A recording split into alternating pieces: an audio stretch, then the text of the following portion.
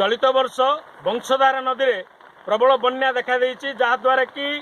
गुणुपुर कहुँ बा गुडारी कहु तलिया बस्ती अंचल लोक निश्चित भाव भयभीत अवस्था अच्छा। आज बर्तमान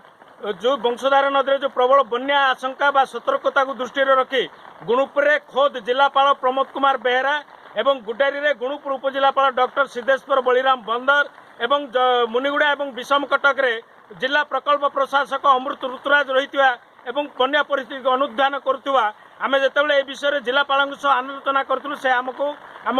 न्यूज 9 को माध्यम सूचना देते आउ गोटे जो मुझे जिनस आपको कहीदेक चाहूँगी ये जो बन्या परिस्थिति होची बा प्रत्येक वर्ष जो लगातार वंशधारा नदी में बन्या होची ये जो आमर वंशधारा नदी जो एम्बाकमेंट अच्छी एम्बाकमेंटर स्थायित्व किसी ना बोली जो साधारण लोक किसी अभियोग कर यार स्थायित्व को किमिति कटकर काठजोड़ी कहुँ महानदी जमी पाचेरी बना जा एम्बाकमेंट कर एम्बाकमेंट वंशधारा नदी में कराए निश्चित भाव लोक मैंने सुरक्षा पाइपर बोली जनई। बर्तमान मध्य आम लोक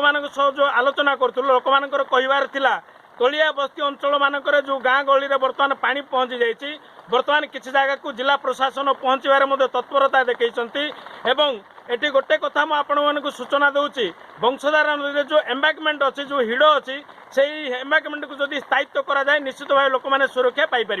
गुणुपुर वंशधारा नदी कूल प्रमोद कुमार साहू न्यूज 9।